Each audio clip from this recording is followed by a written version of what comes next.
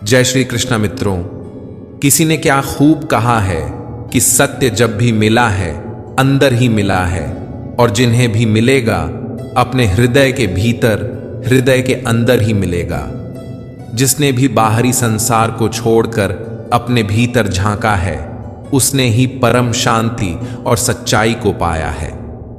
सत्य कोई वस्तु नहीं जिसे खोजा जाए, यह तो अनुभूति है जो तब होती है जब मन पूरी तरह से शांत और हृदय पूरी तरह से निर्मल हो। नमस्कार मित्रों, मैं एक बार फिर से आपका स्वागत करता हूं प्रेरणा पुंज चैनल पर, जहां आप सुन रहे हैं श्रीमद् भगवद गीता की एक शानदार श्रृंखला जिसका नाम है भगवद गीता की सीख। आज हम जानेंगे कि श्रीमद् भगवद गीता के 6ठे अध्याय से क्या सीखा जा सकता है, और वह भी बहुत ही सरल भाषा और आसान से शब्दों में। श्रीमद् भगवद गीता के 5वें अध्याय से हमने जाना कि भगवत प्राप्ति के लिए सर्वोत्तम मार्ग कौन सा है, अपने लक्ष्य को कैसे प्राप्त किया जाता है, और किस तरह से हमारा शरीर हमको आलस्य में बांधने की कोशिश करता है। श्रीमद् भगवद गीता के 6ठे अध्याय में हम यह जानेंगे कि योगी वास्तव में कौन होता है और एक व्यक्ति योगी कैसे बनता है। यदि आज के युग की भाषा में कहें तो योगी वह व्यक्ति है जो अपने जीवन में कुछ महान और अर्थपूर्ण हासिल करना चाहता है। साथ ही हम यह भी समझेंगे कि यदि आपने अपने जीवन में पूरी निष्ठा और परिश्रम के साथ प्रयास किया, लेकिन मृत्यु से पहले अपना सपना पूरा नहीं कर पाए, तो उसका क्या परिणाम होगा। तो आइए श्रीमद् भगवद गीता के 6ठे अध्याय की दिव्य शिक्षाओं की इस अद्भुत यात्रा पर आगे बढ़ते हैं। श्रीमद् भगवद गीता अध्याय 6, ध्यान योग। इस अध्याय में भगवान श्री कृष्ण पिछले अध्याय यानी 5म अध्याय से आरंभ किए गए कर्म योग और कर्म संन्यास योग के तुलनात्मक विश्लेषण को आगे बढ़ाते हैं। वे बताते हैं कि एक सच्चे साधक की वास्तविक परिभाषा क्या है और वह किस प्रकार से अभ्यास करता है। इस अध्याय का मुख्य उद्देश्य यह समझाना है कि साधना का सही तरीका क्या है और मन की शुद्धि एवं आत्मविकास कैसे संभव होता है। भगवान श्री कृष्ण समझाते हैं कि जब कोई व्यक्ति समर्पण भाव और श्रद्धा से कार्य करता है, तो उसका मन क्रमशः शुद्ध होता चला जाता है और उसकी आत्मा गहन आध्यात्मिक अनुभूति करने लगती है। जब मन शांत और नियंत्रित हो जाता है, तब साधना व्यक्ति के जीवन में आत्मिक उत्थान का प्रमुख साधन बन जाती है। ध्यान योग के माध्यम से एक योगी अपने चंचल मन को वश में करने का प्रयास करता है, क्योंकि भगवान बताते हैं कि अप्रशिक्षित मन हमारा शत्रु होता है, जबकि प्रशिक्षित मन हमारा सबसे प्रिय मित्र बन जाता है। श्री कृष्ण अर्जुन को सावधान करते हैं कि केवल कठोर तपस्या में लीन रहकर कोई योग में सिद्धि प्राप्त नहीं कर सकता। इसके लिए आवश्यक है कि व्यक्ति अपने भोजन, व्यवहार, मनोरंजन, कर्म और नींद, इन सभी को संतुलन में रखे। अंत में भगवान साधना की उस अवस्था का वर्णन करते हैं जब मन पूर्ण रूप से ईश्वर में एकाग्र हो जाता है। वे कहते हैं कि जिस प्रकार वायु रहित स्थान में रखा दीपक बिना डगमगाए स्थिर जलता है, उसी प्रकार साधक का मन भी ध्यान में पूर्णतः स्थिर और शांत होना चाहिए। वास्तव में मन को वश में करना अत्यंत कठिन कार्य है, लेकिन निरंतर अभ्यास और वैराग्य के माध्यम से इसे नियंत्रित किया जा सकता है।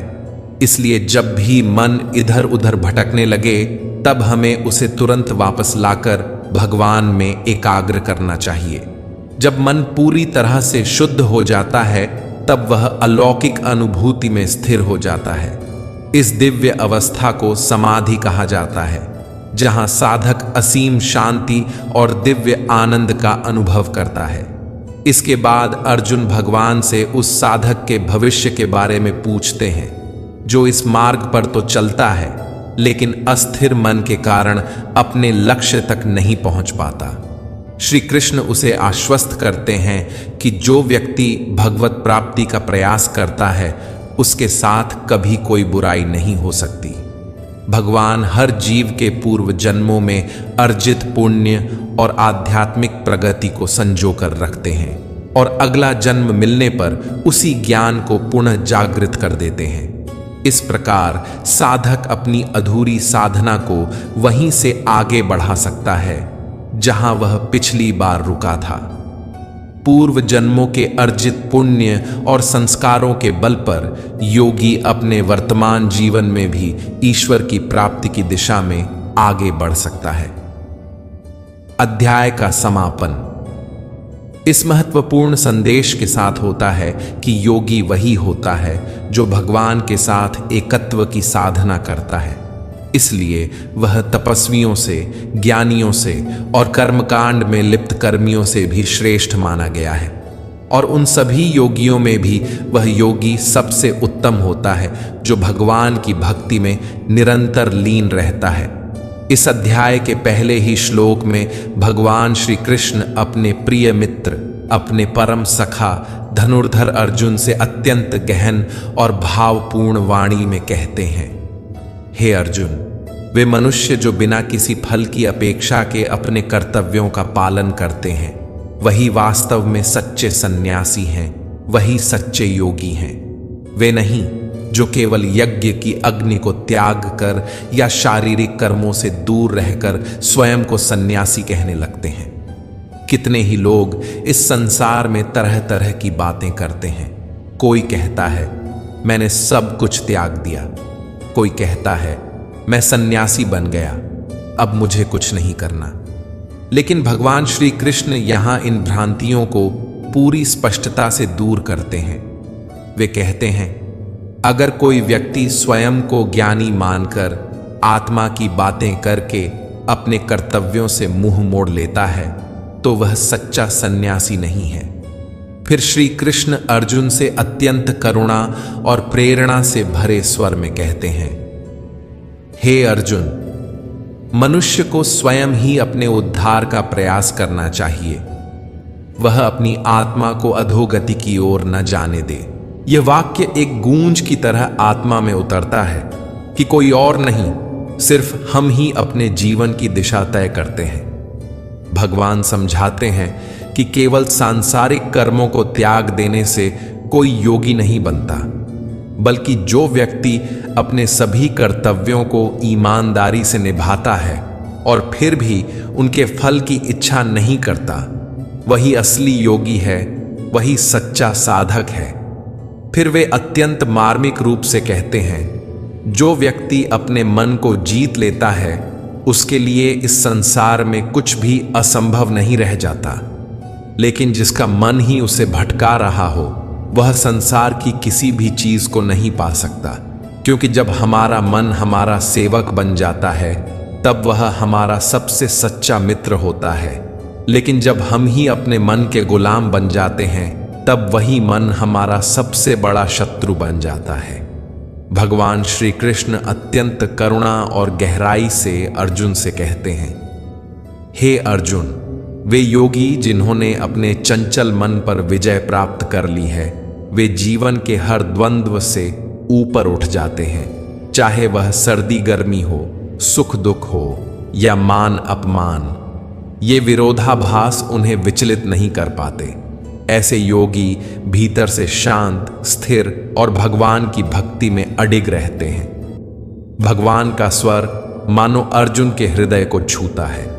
वे कहते हैं कि जो योगी ज्ञान और विवेक से संतुष्ट हैं, जिन्होंने इंद्रियों पर पूर्ण नियंत्रण पा लिया है, वे परिस्थितियां चाहे जैसी भी हों भीतर से कभी नहीं डगमगाते। उनके लिए धूल, पत्थर और सोना सब एक समान है। उन्हें किसी चीज का न लोभ होता है न अभाव की पीड़ा। ऐसे योगी सबको एक ही दृष्टि से देखते हैं, चाहे वह मित्र हो या शत्रु, शुभ चिंतक हो या द्वेषी, पुण्यात्मा हो या पापी। वह किसी के प्रति न तो मोह पालता है न घृणा, चाहे कोई कितना भी अपना हो या पराया। वह योगी समदृष्टि से सबको देखता है। यही निष्पक्षता, यही करुणा योगी का असली गुण है। भगवान कहते हैं, हे अर्जुन, जब तुम्हारे भीतर ऐसा भाव जागृत हो जाए जब तुम संसार की वस्तुओं, विचारों और वासनाओं से मोहित होना छोड़ दो, जब तुम सबके प्रति, चाहे वे मनुष्य हों या पशु पक्षी, एक समान दया और करुणा का भाव रखने लगो, तभी समझना कि तुम सच्चे योगी बनने की दिशा में अग्रसर हो। और फिर एक अत्यंत मधुर लेकिन दृढ़ संदेश में श्री कृष्ण अर्जुन से कहते हैं, हे पार्थ, जब यह योगी भाव जागे तब किसी आशा या भय के बिना अपने मन को अपना मित्र बनाकर मेरा ध्यान करो।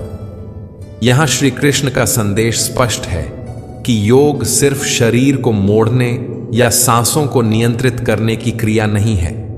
यह आत्मा की एक ऐसी अवस्था है जहां मन शांत हो, दृष्टि सम हो और हृदय में सिर्फ भक्ति की ज्योति जल रही हो। फिर वे अर्जुन को जीवन में संतुलन का महत्व सिखाते हैं। वे कहते हैं, हे अर्जुन, जो लोग बहुत अधिक भोजन करते हैं या बहुत कम भोजन करते हैं, बहुत अधिक सोते हैं या बहुत कम सोते हैं, वे योग में सफल नहीं हो सकते। इस गूढ़ ज्ञान में एक बेहद मानवीय चेतावनी छुपी है कि अति किसी भी चीज की ठीक नहीं। योग का मार्ग संयम का मार्ग है। जो व्यक्ति अपने आहार विहार को संयम में रखता है, जो कर्म और विश्राम के बीच संतुलन बनाए रखता है और जो अपनी निद्रा और जागरण को साधे रखता है, वही योग का वास्तविक अभ्यास कर सकता है। और ऐसा व्यक्ति ही जीवन के दुखों को शांति में रूपांतरित कर सकता है। भगवान श्री कृष्ण आगे कहते हैं, सच्चा योगी वही होता है जो अपने आहार और निद्रा में संतुलन रखता है। वह न तो अत्यधिक भोग करता है और न ही कठोर उपवासों में शरीर को कष्ट देता है। उसका जीवन संतुलन और संयम से भरा होता है। ऐसा योगी जब कोई वचन देता है तो उस पर अडिग रहता है, जैसे शांत और स्थिर वायु में दीपक की लौ टिमटिमाए बिना स्थिर रहती है। जब उसका मन भटकने लगता है तब वह उस चंचलता को पहचान कर उसी क्षण उसे नियंत्रित करता है और दोबारा अपने मन को साधना में एकाग्र कर लेता है।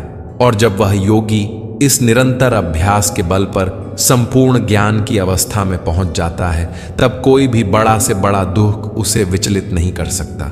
उसका मन अब संसार के द्वंद्वों से ऊपर उठ जाता है। वह उस ऊंचाई पर पहुंच जाता है जहां उसकी चेतना भगवान से एकाकार हो जाती है। ऐसा योगी सब जीवों में भगवान को देखता है और भगवान में ही समस्त जीवों को। उसका हृदय समता और करुणा से भरा होता है। श्री कृष्ण कहते हैं, जो मुझे सर्वत्र देखता है और हर वस्तु में मेरा अनुभव करता है, मैं उसके लिए कभी ओझल नहीं होता और वह भी मेरे लिए कभी ओझल नहीं होता। हम दोनों एक दूसरे में पूर्ण रूप से उपस्थित होते हैं। यह सुनकर अर्जुन के भीतर एक चिंता उठती है, एक मानवीय शंका जो हर साधक के भीतर कभी न कभी जन्म लेती है। वह भावुक स्वर में कहता है, हे मधुसूदन, आपने जिस योग पथ का वर्णन किया है वह मुझे बहुत ही कठिन प्रतीत होता है। यह पथ व्यवहार में लाना मेरे लिए असंभव सा लगता है, क्योंकि मेरा मन अत्यंत चंचल, अशांत, हठी और बलवान है। सच कहूं तो मुझे मन को वश में करना वायु को पकड़ने से भी कठिन प्रतीत होता है। श्री कृष्ण मुस्कुराते हैं। वे जानते हैं कि अर्जुन अकेला नहीं है। यह प्रश्न हर साधक का है। वे अत्यंत करुणा से कहते हैं, हे महाबाहु अर्जुन, जो तुमने कहा वह बिल्कुल सत्य है। मन को वश में करना वास्तव में बहुत कठिन कार्य है, लेकिन यह भी जान लो कि निरंतर अभ्यास और वैराग्य, विरक्ति के द्वारा इसे संभव बनाया जा सकता है। दृढ़ संकल्प और आत्मविश्वास से असंभव भी संभव हो सकता है। फिर अर्जुन एक और गहरी चिंता व्यक्त करता है, हे केशव, यदि कोई योगी श्रद्धा के साथ इस मार्ग पर चलता है लेकिन उसका मन स्थिर नहीं रह पाता और वह प्रयत्न करने के बाद भी इस जीवन में योग के लक्ष्य तक नहीं पहुंच पाता, तो उसका क्या होता है? क्या उसका परिश्रम व्यर्थ चला जाता है? यह प्रश्न किसी एक अर्जुन का नहीं है, बल्कि हर उस साधक का है जो मन को वश में करने का संघर्ष करता है, जो कभी कभी टूटता है, बिखरता है, लेकिन भीतर से जानता है कि उसकी यात्रा सच्ची है। भगवान श्री कृष्ण, जिनकी वाणी जीवन का अमृत है, अर्जुन को शांत भाव से उत्तर देते हैं। हे प्रथापुत्र, इस आध्यात्मिक पथ पर चलने वाले योगी का न तो इस लोक में विनाश होता है और न ही परलोक में। हे मेरे प्रिय सखा, जो भगवत प्राप्ति के मार्ग पर चला है उसे कोई बुराई पराजित नहीं कर सकती। यह राह भटक सकती है, रुक सकती है, पर समाप्त नहीं होती। श्री कृष्ण आगे कहते हैं, यदि कोई योगी अपने जीवन में पूर्ण सिद्धि प्राप्त नहीं कर पाता तो उसकी आत्मा मृत्यु के उपरांत पुण्य आत्माओं के लोक में जाती है। वहां वह सुखमय जीवन व्यतीत करता है और फिर अनेक वर्षों के पश्चात वह पुनः पृथ्वी पर जन्म लेता है, या तो किसी कुलीन धर्मनिष्ठ परिवार में या फिर ऐसे परिवार में जहां दिव्य ज्ञान और आध्यात्मिकता का वातावरण होता है। श्री कृष्ण यह भी स्पष्ट करते हैं कि ऐसा जन्म अत्यंत दुर्लभ होता है। यह कोई साधारण अवसर नहीं है। वह आत्मा वहां से अपनी यात्रा पुनः आरंभ करती है जहां पिछले जन्म में वह रुकी थी। उसका पूर्व जन्म का योग, उसका अभ्यास, उसकी साधना, सब कुछ उसके साथ चलता है। अर्जुन, श्री कृष्ण प्रेम से कहते हैं, सच्चाई की ओर बढ़ना, परमात्मा की ओर चलना, यह हर आत्मा का अधिकार है। और यदि कोई योगी किसी कारणवश राह से भटक भी जाए तो भी उसका प्रयास व्यर्थ नहीं जाता। वह पुण्य लोक में आनंद भोग कर फिर से इस धरती पर आता है और अपनी यात्रा वहीं से पुनः शुरू करता है। यह विचार हर साधक के लिए आशा की किरण है। यह जानकर कि आध्यात्मिक प्रयास कभी व्यर्थ नहीं जाते। ये आत्मा की निरंतर यात्रा है परम सत्य की ओर। श्री कृष्ण आगे कहते हैं, जो योगी इस प्रयास को लगातार करता रहता है वह जन्मों के बाद अपने जीवन चक्र से मुक्त हो जाता है और अंततः परमात्मा में लीन हो जाता है। ऐसे योगी तपस्वियों से, ज्ञानी पुरुषों से और काम कर्म करने वालों से भी श्रेष्ठ होते हैं। इसलिए हे अर्जुन, तुम भी हर प्रकार से योगी बनो। और फिर अंत में श्री कृष्ण अपने प्रिय मित्र को अत्यंत करुणा और प्रेम से एक अंतिम संदेश देते हैं। सभी योगियों में वह योगी सबसे श्रेष्ठ है जो पूरे मन, श्रद्धा और प्रेम के साथ मुझ में लीन रहता है। जो मेरी भक्ति में निरंतर डूबा रहता है, मैं उसे अपना सबसे प्रिय मानता हूं। मित्रों, श्रीमद् भगवद गीता के 6ठे अध्याय से हमें यह महान संदेश मिलता है कि हर वह व्यक्ति जिसकी आंखों में कुछ बड़ा करने का सपना हो, जिसे अपने जीवन में कोई विशेष लक्ष्य प्राप्त करना हो, उसे अर्जुन की तरह एक योगी बनना चाहिए। योगी कौन है? योगी वह होता है जो अपनी भावनाओं को संतुलित रखता है, जो अपने लक्ष्य के प्रति पूर्ण निष्ठा से कार्य करता है, जो हर परिस्थिति में अपने मन को नियंत्रित करता है और कभी हार नहीं मानता। वह जीवन की हर चुनौती को अपने आत्मविश्वास और संयम से पार करता है। लेकिन मित्रों, यह जीवन अनिश्चितताओं से भरा है। हम नहीं जानते कि कल क्या होगा। यही प्रश्न हर व्यक्ति के मन में आता है। यदि मैं अपने सपनों को पूरा करने के लिए पूरी जिंदगी मेहनत करता रहूं, लेकिन पहले ही मृत्यु आ जाए, तो क्या मेरी सारी मेहनत व्यर्थ चली जाएगी? यहीं पर भगवान श्री कृष्ण हमें एक गहरा और रहस्यमय उत्तर देते हैं।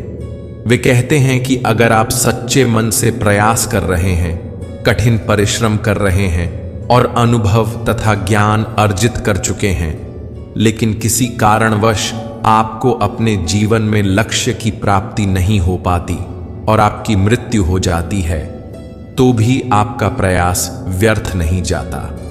भगवान श्री कृष्ण आश्वस्त करते हैं कि ऐसे योगी मृत्यु के पश्चात पुण्य लोकों में जाते हैं जहां उन्हें सुख और शांति प्राप्त होती है।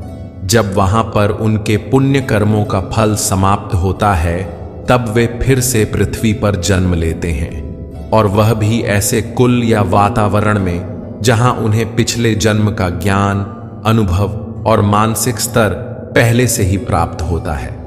इस तरह से वह आत्मा अपने अधूरे कार्य को नए जीवन में दोबारा शुरू कर सकती है।